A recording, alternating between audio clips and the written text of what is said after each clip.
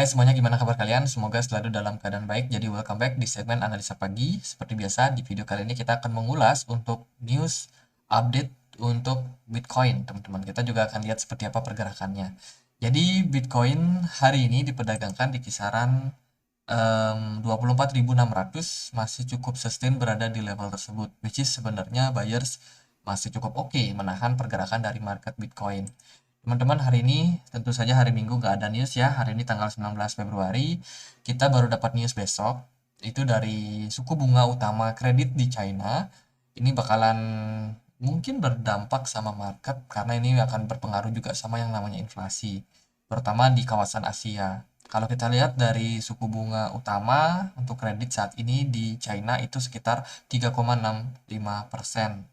Dan forecastnya juga masih tetap sustain di sana. Berarti tidak ada kenaikan, tidak ada penurunan kalau melihat forecastnya. Terus besok untuk Amerika Serikat marketnya bakalan libur karena ada ulang tahun Washington. Jadi mungkin pergerakan market gak terlalu volatile. Kita akan update langsung dari beberapa news. Ini Binance yang saat ini menepis kabar kalau mereka bakalan keluar dari market US. Setelah beberapa partner lain seperti FTX bermasalah, kemudian Nexo juga akhirnya keluar dari US ya, dari market US karena tidak sanggup untuk mematuhi regulasi di sana. Jadi sisi sendiri itu masih tetap bertahan di market US dan mereka mengkonfirmasi kepada Bloomberg bahwasanya mereka masih bakalan tetap berada di market US. Mereka belum bisa pastikan sampai kapan. Dan ini tentunya rumor yang muncul karena isu dari BUSD, stablecoin dari Binance yang diterbitkan oleh Paxos yang saat ini lagi dikejar oleh SEC, teman-teman. Ya, ini menimbulkan banyak spekulasi-spekulasi kalau Binance akhirnya udah muak dan bakalan keluar. Ternyata beritanya ditepis oleh sisi sendiri.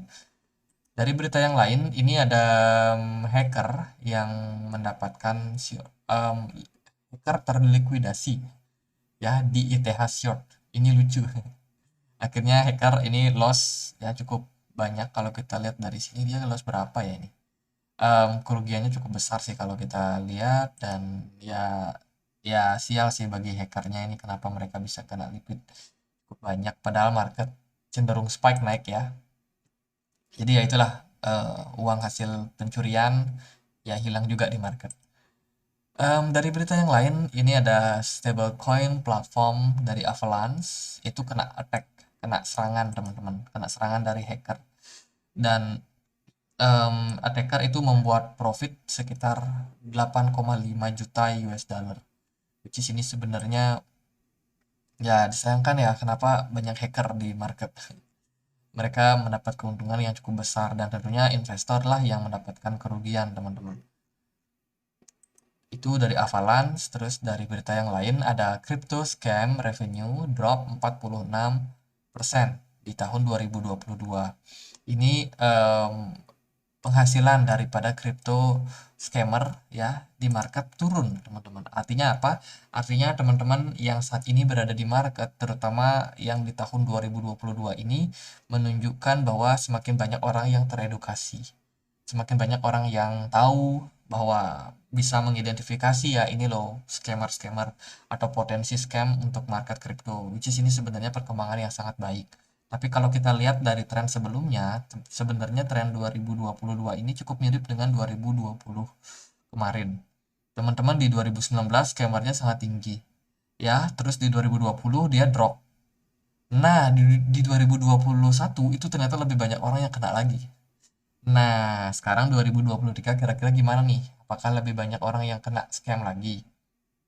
Ya, kita sih berharap enggak ya. Semoga makin banyak orang yang teredukasi, terus juga sehingga scammer pun juga makin sulit buat menjebak orang-orang yang baru ini. Nah, kita kan nggak tahu nih karena yang masuk di market itu cenderung banyak orang baru juga, banyak juga yang baru tahu, banyak juga yang baru lulus sekolah. Jadi, ya itulah. Semoga kedepannya bisa ya semakin berkurang untuk yang kena korban-korban yang kena scam. Terus Voyager, Celsius, sekarang akhirnya Nexo putuskan keluar secara bertahap dari market Amerika Serikat. Ini beritanya tahun lalu di 2022 bulan Desember. Ini beritanya udah lama, tapi beritanya masih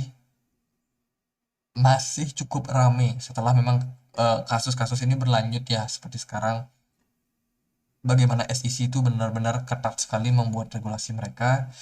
Kraken kemarin udah kena denda juga, terus Paxos juga sekarang lagi diselidiki, ya Nexo sebelumnya udah keluar dari market. Jadi udah ada satu DeFi yang keluar karena memang nggak sanggup sama regulasinya, terlalu ketat teman-teman. Tentunya regulasinya terlalu ketat akan menghambat inovasi.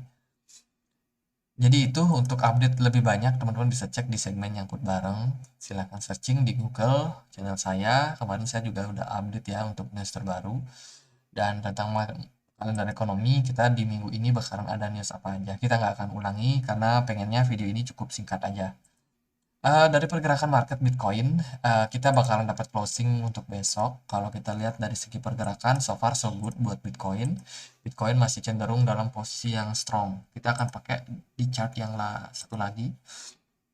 Nah, kalau kita pakai chart index, posisi Bitcoin saat ini dia lagi sustain bertahan di atas atau di bawah EMA 200. Dia masih kepentok di sana, belum berhasil breakout, teman-teman.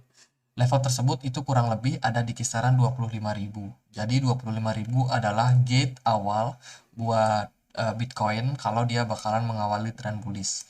Jadi, selama Bitcoin belum berhasil breakout dari 25.000, maka di sini kita masih melihat Bitcoin masih dalam tren bearish.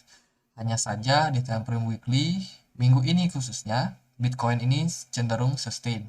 Setelah 2 minggu kemarin kita membuat koreksi yang cukup dalam ke kisaran 21.400, ternyata kita cukup kuat mempertahankan support di sana.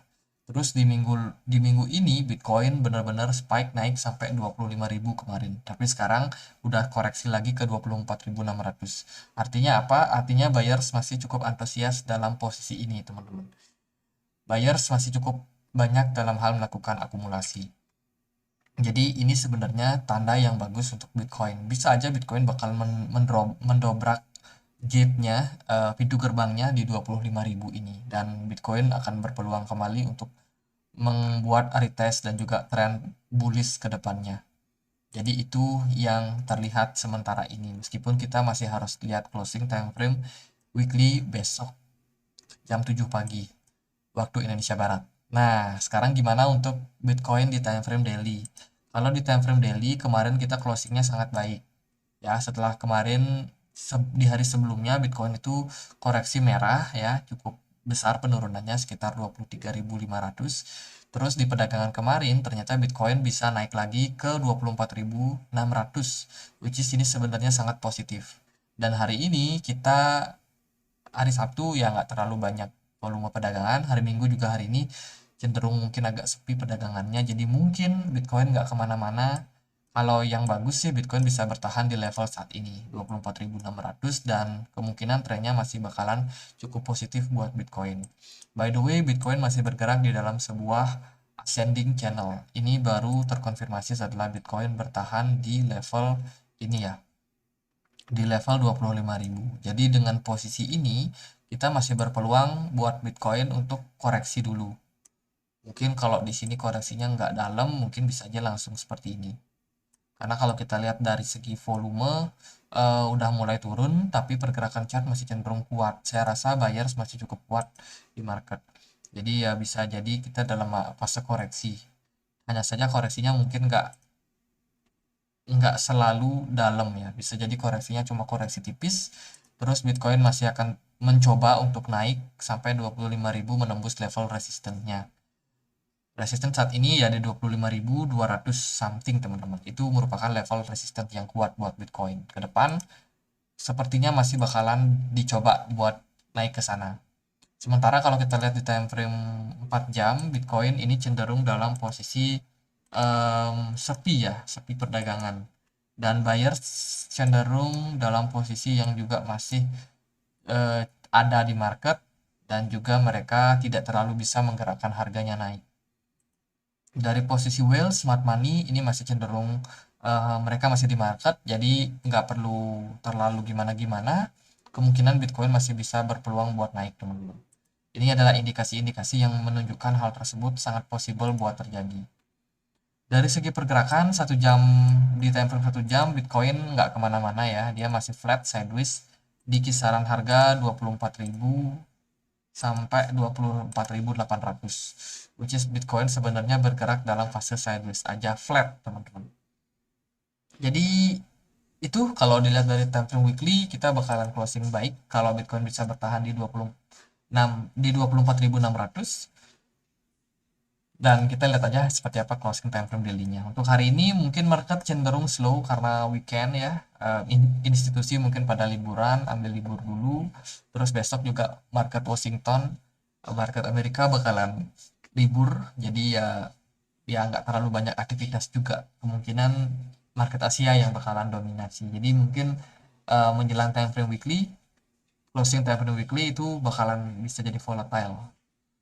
Karena kalau kita lihat dari kalender ekonomi ya, Cina akan on, Amerika mungkin akan off. Jadi mungkin market Asia yang lebih dominan besok.